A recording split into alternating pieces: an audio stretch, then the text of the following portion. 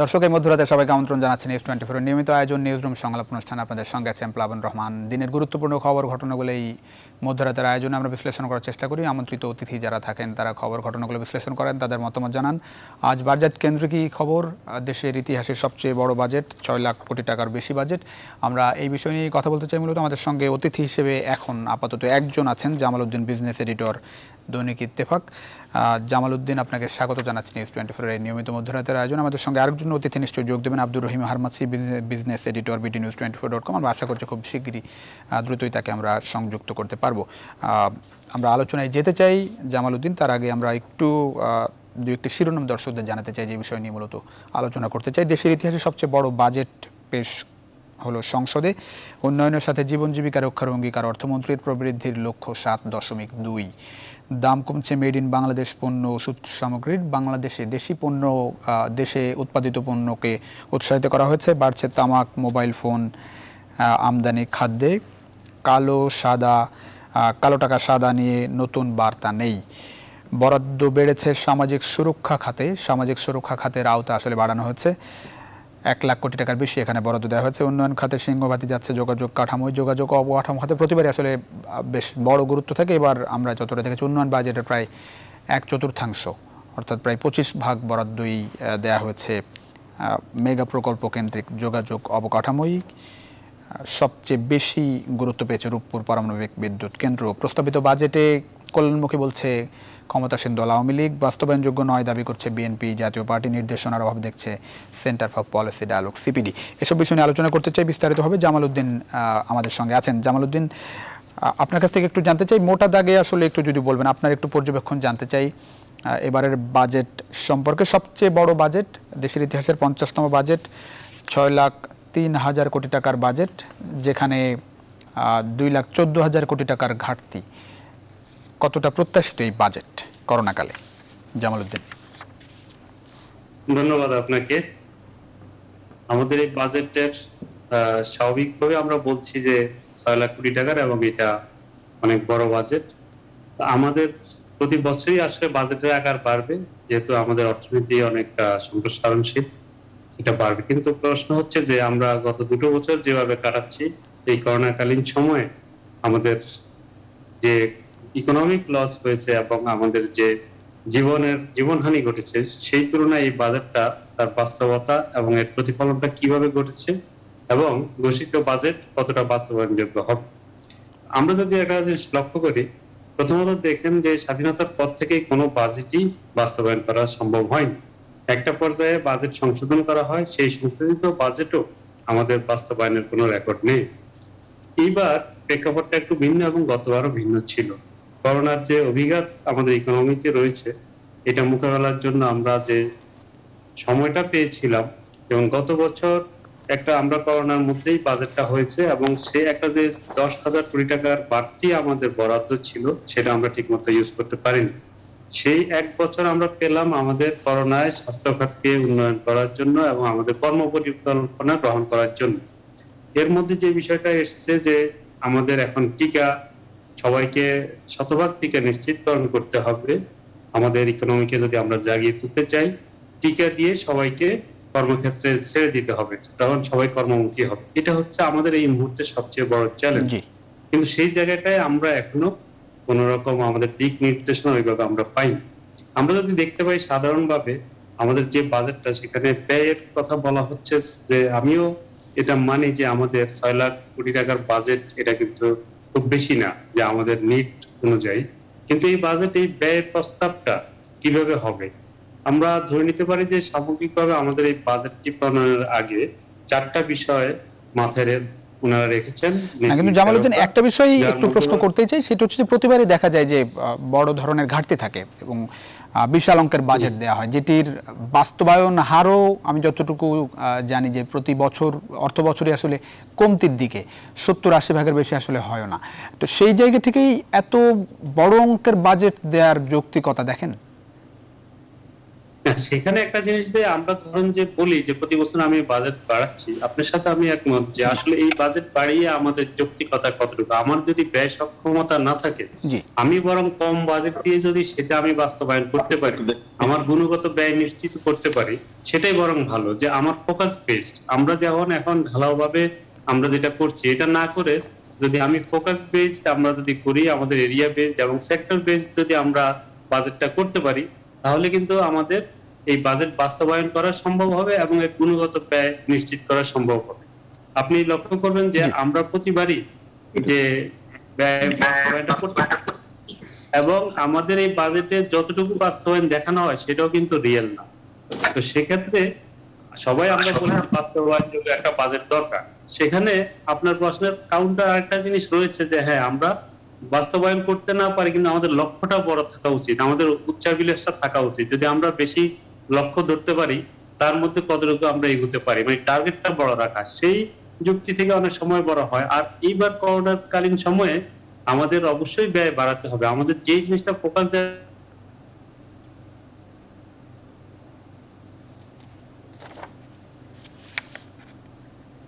জি, জামালউদ্দিন শুনতে পাচ্ছেন? আপনার কথা আমরা শুনতে পাচ্ছি না। বলছিলেন আসলে জামালউদ্দিন আমাদের সঙ্গে এর মধ্যে যোগ দিয়েছেন আব্দুর রহিম হারমাছি, যিনি বিজনেস এডিটর হিসেবে কাজ করছেন bdnews24.com-এ। আব্দুর রহিম হারমাছি, আপনাকে স্বাগত জানাচ্ছি নিউজ24-এর এই নিয়মিত মধ্যরাতের আয়োজনে। শুনতে পাচ্ছেন নিশ্চয়ই আপনি আমাকে? আমাকে শোনা যাচ্ছে? জি জি, আমি শুনতে পাচ্ছি। হারমাছি, আপনার কাছে একটু আসতে চাই। আব্দুর রহিম হারমাছি, আমরা আসলে কথা বলছিলাম বাজেটের আকার, এবং প্রতি বছরই বড় অঙ্কের বাজেট দেওয়া হয়, ঘাটতিও অনেক বেশি থাকে। এবারও 2,14,000 কোটি টাকার ঘাটতি।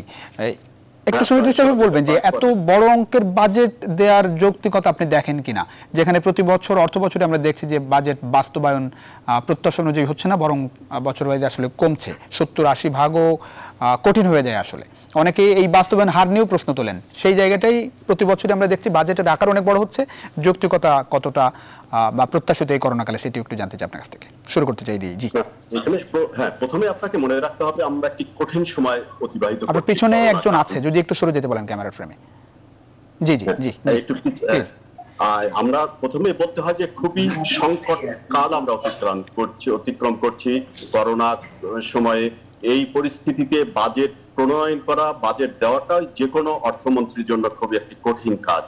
কোথায় থেকে টাকা আসবে, কোথায় থেকে কিভাবে ব্যয় করবে, সব বিষয় মিলিয়েই কিন্তু বাজেট দিয়েছেন মাননীয় অর্থমন্ত্রী। এখন সবচেয়ে বড় আলোচনার বিষয় যেটা দাঁড়িয়েছে সেটি হচ্ছে আপনার এই যে 6,03,681 কোটি টাকার বাজেটে ঘাটতি হচ্ছে আপনার 2.25 লাখ কোটি টাকা। এখন 2.25 লাখ কোটি টাকার ঘাটতি মেটাতে গিয়ে সরকার বা মাননীয় অর্থমন্ত্রী কোথা থেকে টাকা জোগাড় করবেন তাও একটা ব্যাখ্যা দিয়েছেন। বড় অঙ্কের বিদেশি ঋণ করতে হবে তাকে, এবং অভ্যন্তরীণ উৎস থেকে, সঞ্চয়পত্র থেকে, ব্যাংক ব্যবস্থা থেকে ধার করবে।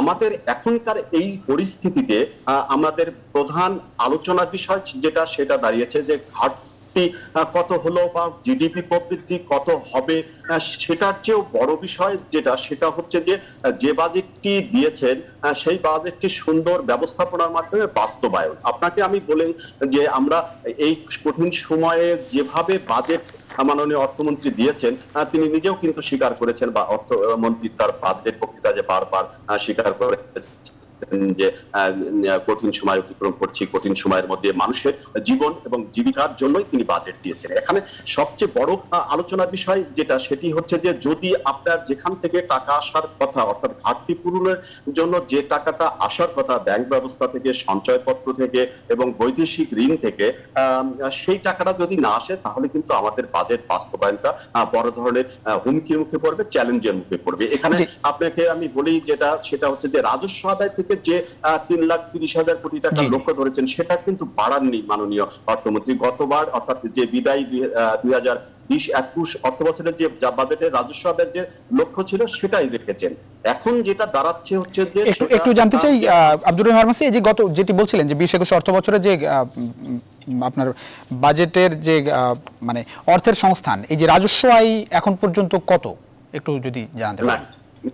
এখন পর্যন্ত আপনাকে যদি বলি, আমরা 10 মাসের যে তথ্য পেয়েছি, 10 মাসের তথ্য অনুযায়ী অর্থাৎ জুলাই টু এপ্রিল পর্যন্ত যে তথ্য পেয়েছি সেটা হচ্ছে যে আপনার প্রবৃদ্ধি আছে আপনার 7.5-8% বেশি আদায় হচ্ছে গত অর্থ বছরের আপনার 10 মাসের চেয়ে। কিন্তু সবচেয়ে বড় বিষয় হচ্ছে যে লক্ষ্যমাত্রা যেটা ধরা হয়েছিল তার থেকে অনেক পিছিয়ে আছি, প্রায় 70,000 কোটি টাকার মতো পিছিয়ে আছি।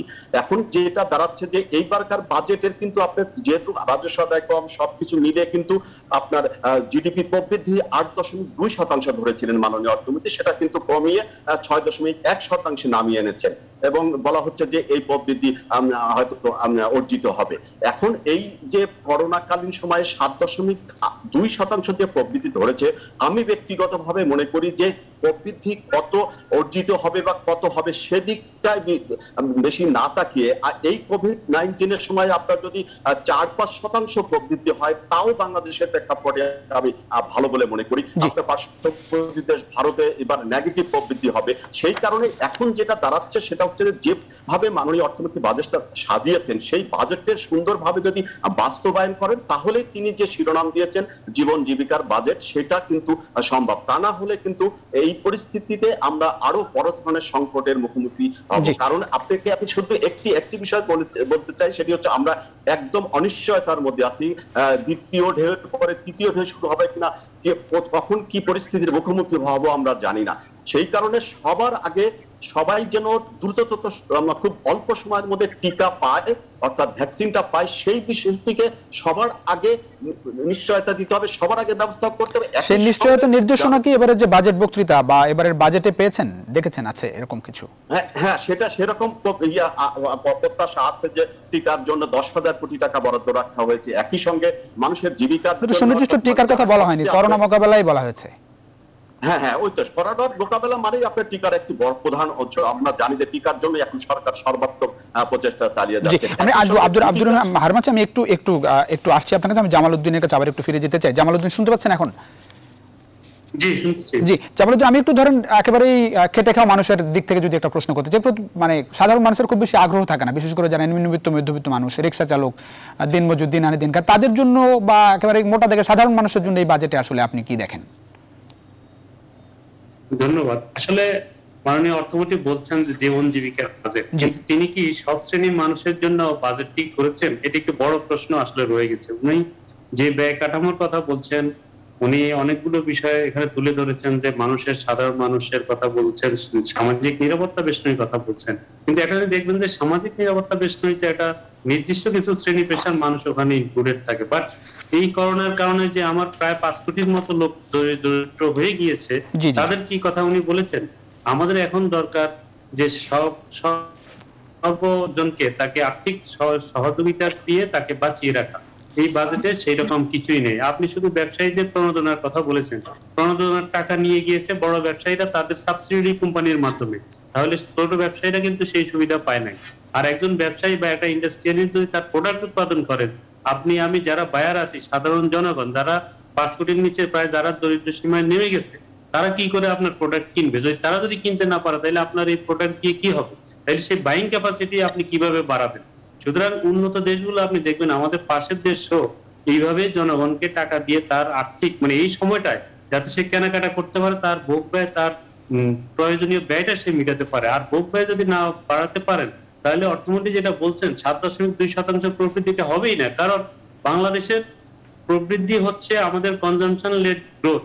সুতরাং কনজাম্পশন না বাড়ালে আমাদের এখানে প্রবৃদ্ধি হবে না। আরেকটা জিনিস উনি বলছেন বা বলতে পারেন যে হ্যাঁ, আমি মেগা প্রজেক্টের কথা বলছি, আমি গভর্নমেন্ট প্রজেক্টে ব্যয় বাড়াবো। সেটা তো আমরা জানি যে ওই ব্যয় হচ্ছে না। গত 2-3 বছর ধরে আপনি দেখেন যে ডেভেলপমেন্ট বাজেট যেটা, সেটা ইমপ্লিমেন্টেশন ঠিক মতো হচ্ছে না। তাহলে আপনি সেখানেও ব্যয় বাড়িয়ে আপনি কিছু করতে পারবেন না। আবার সরকারি ব্যয় বাড়লে আপনার ইনফ্লেশন বাড়বে। উনি বলছেন ইনফ্লেশন 5.3% রাখবেন। তাহলে উনার টার্গেট যদি উনি ব্যয় বাড়ায়, আমি ধরে নিলাম উনি সক্ষম হবে ব্যয় করতে, তাহলে ব্যয় বাড়লে উনি ইনফ্লেশন কি করে 5.3% আপনি ধরে রাখবেন? এটাও সম্ভব না। তার মানে পুরো বিষয়টা একটা মিসম্যাচ রয়ে গেছে। সর্বোপরি জীবন জীবিকার বাজেটে আপনি সাধারণ মানুষের কথা উপেক্ষিত রয়ে গেছে। ওখানে আপনি যত যাই বলেন, এখানে গুরুত্বপূর্ণ যে বিষয়গুলো ছিল সেটা হচ্ছে আপনাকে টিকাকরণ নিশ্চিত করতে হবে, প্লাস আপনাকে জনগণের হাতে টাকা দিতে হবে। সেটা অনুদান, ঋণ নয়। প্রণোদনার নামে আমরা ঋণ দিলাম তা নয়, অনুদান দিতে হবে। জনগণ যাতে তার ক্রেতা যাতে তার বাইং ক্যাপাসিটিটা থাকে এবং পণ্য কিনতে পারে, তাহলে ইকোনমিটা আমাদের সচল হবে। এই দুইটা বিষয় আমাদের একটা গুরুত্বপূর্ণ। অনেক অনেক গুরুত্বপূর্ণ জায়গায় আপনি নজর দিচ্ছেন আব্দুর রহিম হারমাচ। এই বিষয়ে যদি আপনার কিছু বলার থাকে, সাধারণ মানুষের জন্য এই বাজেট আসলে কি? কারণ একটা বড় অংশের মানুষ, প্রায় 4-5 কোটি মানুষ সত্যিকার অর্থেই খুবই খারাপ অবস্থার মধ্যে আছে। জীবন জীবিকা আসলে পাল্টে গেছে, তাদের পেশা পরিবর্তন হয়েছে, নতুন দরিদ্র হয়েছে। হ্যাঁ, তো সেই জায়গায় এই বাজেট তো তাদের জন্য একটা বড় বিষয়, যদিও মানুষের আগ্রহ কম। এই বাজেটে তাদের জন্য আপনি আসলে কি দেখেন? যদি তাদের জন্য আসলেই কিছু না থাকে, তাহলে এই বাজেট আসলে মানে করোনাকালের জীবন জীবিকার বাজেট আসলে কিভাবে হয়? আপনার প্রশ্নের পরিপ্রেক্ষিতে আমি যেটা বলছি, আমরা সার্বিকভাবে এখন পর্যন্ত যেটা লক্ষ্য করছি সেটা হচ্ছে যে আপনার গ্রাম অঞ্চলে এখন এই কিছুদিন হলো আপনার হয়তো সীমান্ত এলাকার জেলাগুলোতে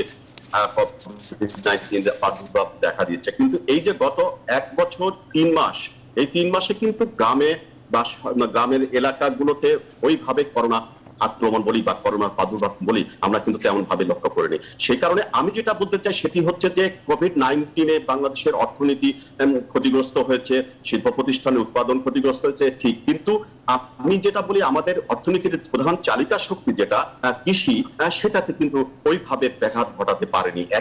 কিন্তু একটা বিষয় তো বলতে হবে আব্দুর রহিম হারমাচি, একটা বড় অংশের মানুষ যারা চাকরি হারিয়েছে, ধরেন মধ্যবিত্ত নিয়ে আমরা অনেক রিপোর্ট করেছি, আপনিও নিশ্চয়ই রিপোর্ট করেছেন, যাদের আসলে বলার কোনো ভাষা নাই, কারো কাছে হাত পাতার অবস্থা নেই। একটা বিশাল জনগোষ্ঠী বাংলাদেশের আছে, গ্রামে শহরে সব জায়গায়। সেই জনগোষ্ঠীর জন্য আসলে কিছু দেখেন কিনা এই বাজেটে? না, সেই জনগোষ্ঠীর জন্য অবশ্যই আমি ব্যক্তিগতভাবে আপনার বিভিন্ন জায়গায় আলাপও করেছি। যদি এই যে আপনার যারা নতুন করে যারা আপনার দরিদ্র হয়েছে, বলা হচ্ছে যে প্রায় 2.5 কোটি মানুষ, তাদের জন্য অবশ্যই বাজেটে পরিষ্কার কোনো ভাতা বলি বা সাহায্য বলি সেটা রাখা প্রয়োজন ছিল। একই সঙ্গে আমি আরেকটি কথা বলতে চাই, দেখবেন আপনি যে আমাদের সারা দেশের বিভিন্ন বিপণী বিতান দোকান যারা কাজ করেন, বিশেষ করে কর্মচারী বলেন, সেই সংখ্যাটা কিন্তু প্রচুর। তাদের তারা চাকরি হারিয়েছে, তারা ঠিক মতো বেতন পাচ্ছেন না, তাদের দিকেও তাকানো উচিত ছিল। এটা আমি ব্যক্তিগতভাবে মনে করি যে এদিকে সরকারের নজর দেওয়া উচিত ছিল। সবশেষে যেটা বলতে চাই যে ওইভাবে আপনার এখনো তো সময় আছে, বাজেট আজকে মাননীয় অর্থমন্ত্রী প্রস্তাব করেছেন, হয়তো পাশ হওয়ার আগে এই বিষয়গুলো আমরা যেহেতু এখানে আলাপ করছি, বিভিন্ন জায়গায় এগুলো আলাপ হবে, সেই আলাপের পরিপ্রেক্ষিতে হয়তো সেইখানে সংশোধন বা পরিবর্তন আনা হবে। তবে আমি আবারও বলছি যে আমি এই পরিস্থিতিতে জিডিপি প্রবৃদ্ধি কত হলো বা কত হবে সেই আলোচনা যেতেই চাই না। আমি যেটা আলোচনা জোরালো ভাবে উপস্থাপন করতে চাই, এই মুহূর্তে আমাদের টিকে থাকাই, অর্থাৎ টিকে থাকাই হচ্ছে সবচেয়ে বড় আলোচনার বিষয়, সবচেয়ে বড় চ্যালেঞ্জ। এই পরিস্থিতিতে যদি আমার 1% 2% জিডিপি প্রবৃদ্ধি হয়, তাতেও কিন্তু আমি খুশি। তাহলে আমরা হয়তো সামনের আগামী দিনগুলোতে যাব। সেই কারণে বাজেটের অঙ্ক বা জিডিপি প্রবৃদ্ধি এইগুলোর দিকে আমি খুব বেশি মনোযোগ দিতে রাজি নই। আমাদের বেঁচে থাকতে হবে, টিকে থাকতে হবে। সেই কারণে মানুষকে এখন সবচেয়ে প্রধান কাজ হচ্ছে টিকা যে করে হোক, যেখান থেকেই হোক, যত টাকাই লাগুক, সেই টিকাটা এনে সেই টিকাটা সাধারণ মানুষকে দ্রুততর সময়ের মধ্যে দিতে হবে। অনেক ধন্যবাদ, অনেক ধন্যবাদ। আবার আসবো। আমি একটু জামালউদ্দিনের কাছে আসছি। জামালউদ্দিন, আমি ধরেন মোটা দাগে আমি একজন মানে আমার একটা পরিবার আছে, প্রত্যেকেই যার যার পরিবার নিয়ে আসলে চিন্তিত, বিশেষ করে যারা চাকরি হারিয়েছে, নিম্নবিত্ত মানুষ। দ্রব্যমূল্য একটা বড় দুশ্চিন্তার নাম বাংলাদেশে এখনো। ধরেন চালের যদি কেজি, একটা মিনিকেট চালের দাম এখন 60 টাকার উপরে, মোটা চালের দামও হাতের নাগালের বাইরে। তো সেই জায়গায় তেলের দাম আপনি যদি জানেন 600 টাকার উপর 5 লিটার তেলের দাম 600-700 টাকা। তো সেই জায়গায় এই বাজেট কি এই রকম মানে দ্রব্যমূল্যের জায়গাতে কোনো রকম স্বস্তি এনে দিতে পারবে মনে হয়? সেরকম কিছু দেখছেন এখন পর্যন্ত? ধন্যবাদ আপনাকে। আমি হারমাচির কথা থেকে একটু আসি যে আপনি যে বিষয়টা বলছেন যে যারা আসলে এই করোনাকালীন সময় চাকরিটা হারিয়েছে, আমরা একটা জিনিস এখানে স্পষ্ট বুঝি যে যতদিন এই করোনা ভাইরাস থাকবে ততদিন কিন্তু এইখানে বিনিয়োগ হবে না, বিদেশি বিনিয়োগ আসবে না। আর বিনিয়োগ না হওয়া মানে আমার কর্মসংস্থান হবে। সুতরাং আমাকে আগে ওই জায়গায় অ্যাড্রেস করতে হবে। আপনি আমেরিকায় দেখেন বা অন্যান্য দেশে যেখানে টিকা মোটামুটি চলে যাচ্ছে, তারা সেখানে খুলে ওপেন করে দিচ্ছে সবকিছু। এই জায়গাটা দিয়ে যখনই আমরা কর্মসংস্থান সৃষ্টি করতে পারবো, আমাদের আয় বাড়াতে পারবো, এবং যারা আমাদের এই চাকরির বাজার থেকে যারা হারিয়ে গেছে, যারা চাকরিচ্যুত হয়েছে, তাদেরকে আমাদের এখানে ব্যাক করতে হবে। দ্বিতীয়ত, আপনি এই পরিস্থিতির মধ্যে যেটা বললেন দ্রব্যমূল্য, গত সাম্প্রতিককালে যেভাবে দ্রব্যমূল্য বাড়ছে, এই বাজেট কিন্তু সেই দ্রব্যমূল্য নিয়ন্ত্রণ করার জন্য সেরকম সহায়ক কিছু নেই। আর মূল্য ব্যবস্থার মধ্যে আমরা দেখলাম, আপনি সয়াবিন তেলের ক্ষেত্রে আপনি দেখছেন সাম্প্রতিককালে যে ব্যবসায়ীরা অনেক সময় যা বলে বা সে তার মুনাফার দিকে বলতে পারে, কিন্তু আমরা যখন একটা সরকারিভাবে যখন সিদ্ধান্ত চেপে দিই তখন কিন্তু এটা ঠিক হয় না। হওয়া উচিত বাজার মূল্যের সঙ্গে, এবং সেখানে আমরা একটা সামঞ্জস্য থাকতে হবে। আপনি দেখেন টিসিবি কে শক্তিশালী করার কথা বলা হয়, কিন্তু টিসিবি শক্তিশালী না হওয়ার পেছনে অনেক কারণ আছে, এবং সেটা অন্যতম কারণ যে আমার এখানে কোনো সেফগার্ড নেই। আমি মূল্য ব্যবসায়ীরা ইচ্ছা করলেই তারা একটা সিন্ডিকেট করে মূল্য বাড়িয়ে দিতে পারে। তো করোনার এই সময় যে মূল্য আপনি কমাবেন এবং আপনি ন্যায্য মূল্যে, আপনি দেখেন যেটা ফার্মাসি বলছে যে কৃষকের বিষয়টা, কৃষক উৎপাদন আমার কৃষি ক্ষতিগ্রস্ত হয় না, কিন্তু আমার কৃষক কি ন্যায্য মূল্য পেয়েছে?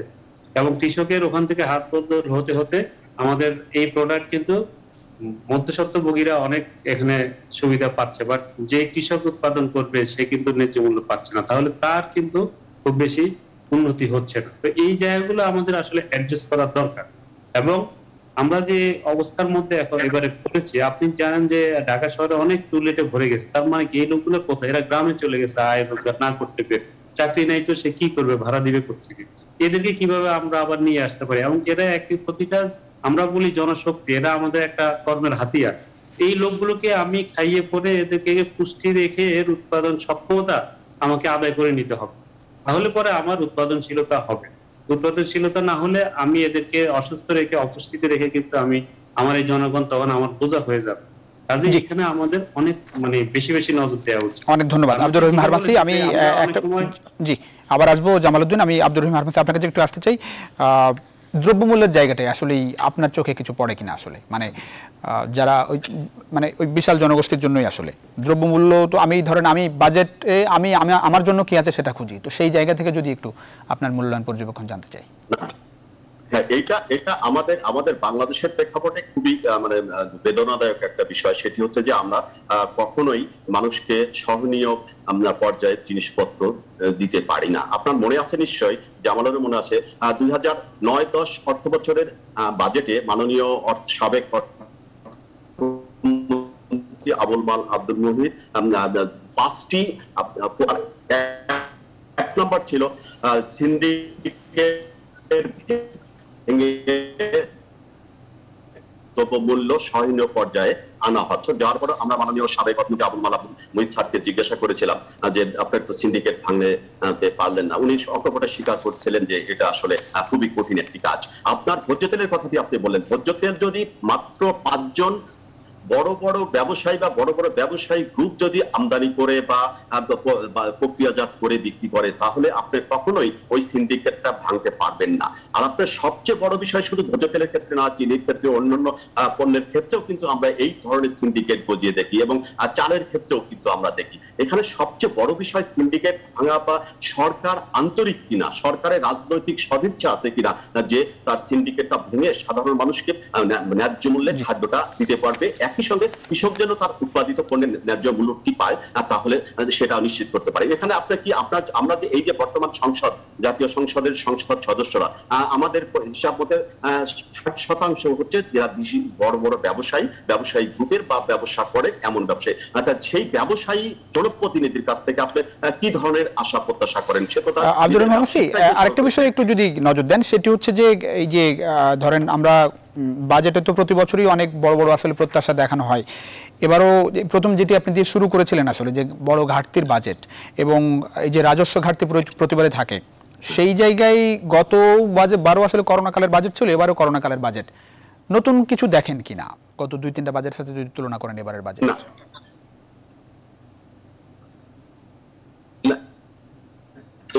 এইখানে আমার যেটা ব্যক্তিগত মতামত বা অভিমত বা বুঝতে পারি যে এই সময়ে বড় ঘাটতি বাজেট দৃষ্টিকোণ থেকে দেখি না। আমি যেমনটা যদি সত্যিকার অর্থে মাননীয় অর্থমন্ত্রী জোগাড় করতে পারেন বা রেভিনিউ কালেকশন করে আপনার বৈদেশিক ঋণ বা বৈদেশিক অনুদান সেগুলো যদি সঠিকভাবে আদায় করতে পারেন, সেগুলো যদি আসে এবং বাজেটটা যদি সুন্দরভাবে বাস্তবায়ন করতে পারেন, তাহলে এই ঘাটতি পূরণ করে এই বড় ঘাটতি বাজেট দিয়েও কিন্তু আপনি বাজেট মানুষের যে জীবন জীবিকা বলেন বা চাহিদা বলেন বা মানুষের কষ্ট লাঘব করতে পারবেন। আপনারা যদি আমরা দেখি যে বড় ঘাটতির কথা বলি, আমরা পৃথিবীর বড় বড় দেশেও অনেক সময় দেখেছি বড় ঘাটতির বাজেট দিয়ে থাকেন। এখানে কিন্তু ঘাটতির বিষয়টি না, হয়তো এখন ঘাটতি আছে কারণ সরকার বাজেটে তো যোগ বিয়োগ করে হিসাব করে একটা কিছু মিলাতে হয়। এখন রাজস্ব আদায় কম হবে, মাননীয় অর্থমন্ত্রী ধরে বুঝতেই পারছেন, সেই ক্ষেত্রে তাকে মানুষের যে চাহিদা সেটাও মেটাতে হবে। সেই কারণে তিনি বড় ঘাটতি ধরতেই পারেন। কিন্তু আমার কথা হচ্ছে, যেখান থেকে টাকাটা আসার কথা মাননীয় অর্থমন্ত্রী বলছেন, সেই টাকাটা আসার ক্ষেত্রে বা সেই টাকাটা আনার ক্ষেত্রে জোরালো পদক্ষেপ নিতে হবে।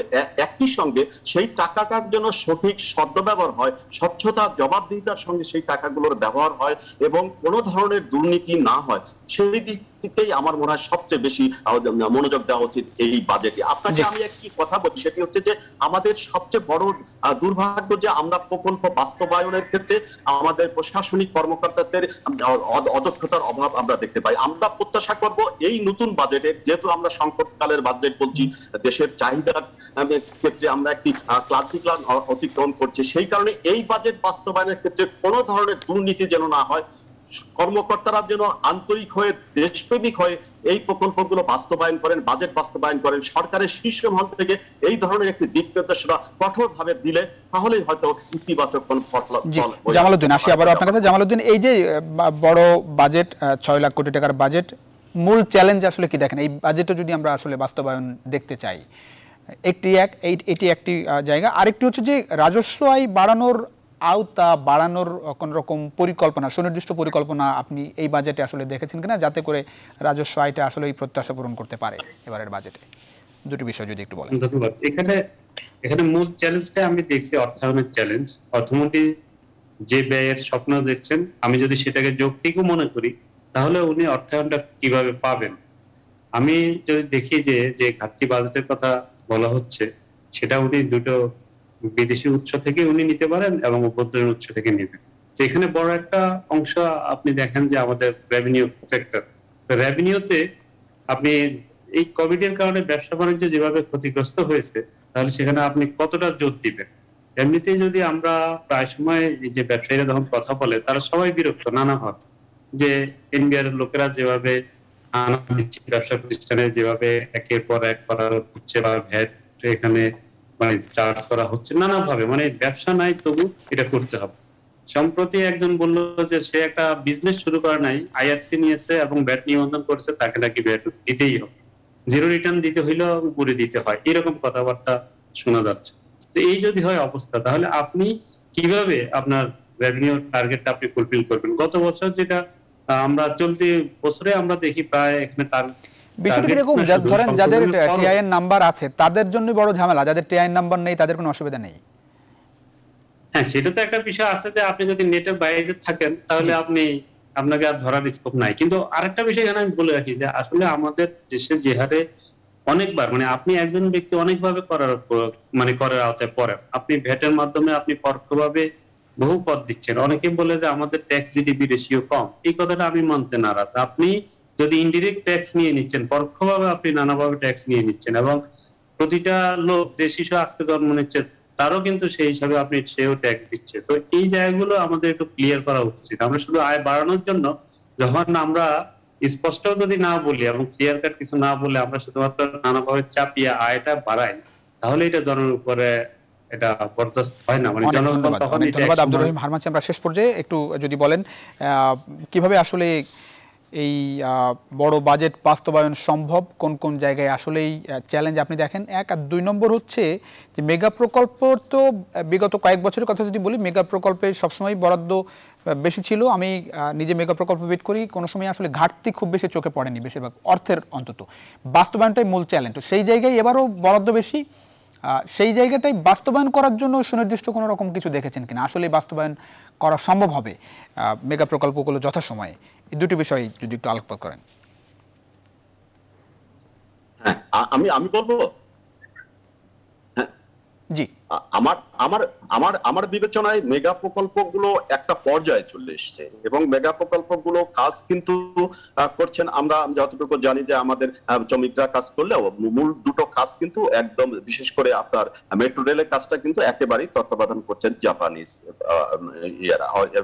আবার পদ্মা সেতুর কাজও করছেন চায়নারা। এখানে একটা আশার জায়গা আছে যে যেহেতু এইখানে যদি ঠিক মতো টাকাটা সরবরাহ করা যায়, যোগান দেওয়া যায়, তাহলে এই কাজটা হয়তো কোভিড-19 এর কারণে হয়তো একটু দেরি হচ্ছে, কিন্তু এই কাজটা হয়তো নির্দিষ্ট সময়ের মধ্যে হওয়ার কথা ছিল, সেটা হয়তো একটু পরে হবে। এই কাজগুলো হবে।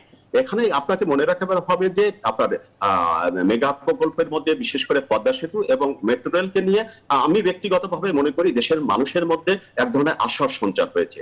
আমি একটা আলোচনা বারবার করে থাকি যে বাংলাদেশের মানুষের মধ্যে অন্তর্নিহিত একটা শক্তি আছে। এই শক্তিটাকে যদি আপনি একটু নাড়া দিতে পারেন, যেমন তেমন করে হোক একটু সহায়তা, এই যে কোভিড-19 এর সঙ্গে তারা কষ্টে আছে, তাদের কষ্টটা একটু লাঘব করার জন্য একটু প্রণোদনা দিলেন, একটু সাহায্য দিলেন, এইগুলো যদি আপনি করতে পারেন তাহলে এই বাংলাদেশের মানুষ আপনাকে যে কোনো ভাবে না হোক আপনার দেশের উন্নয়নে অবদান রাখবে। আমরা অতীতে কিন্তু সেটাই দেখে আসছি। আমরা 18-19 বছরে 8.1% জিডিপি প্রবৃদ্ধি অর্জন করেছিলাম এবং আমরা এই কোভিড কাল যেটা অতিক্রম করছি এর মধ্যেও কিন্তু আমরা বাংলাদেশের ভাবমূর্তি নিয়ে বিভিন্ন আন্তর্জাতিক প্রতিবেদন লক্ষ্য করছি। এই কারণে আমি জামালের মতো অতটা হতাশ নই। কারণটা জি আমরা আসলে হতাশ হতে চাই না। আব্দুর রহিম হারুন, অনেক ধন্যবাদ দিতে হচ্ছে, সময় একেবারেই শেষ। জামাল উদ্দিন, আপনাদের দুজনকে অসংখ্য ধন্যবাদ। আমরা নেতিবাচক বিষয়গুলো নিয়ে আলোচনা করলাম, এর মধ্যেও অনেক ইতিবাচক বিষয়ও আছে। নারী উদ্যোক্তাদের কর্মমুক্ত আয়ের সীমা বেড়ে 70 লাখ টাকা করা হয়েছে। বাড়ির নকশা অনুমোদন নীতি এটি আইন বাধ্যতামূলক করা হয়েছে। 20,000 টাকা ভাতা পাবেন বীর মুক্তিযোদ্ধারা, একটি বড় সিদ্ধান্ত। তথ্য প্রযুক্তি খাতে কর্মসংস্থানের লক্ষ্যমাত্রা ধরা হয়েছে 10 লাখ মানুষের।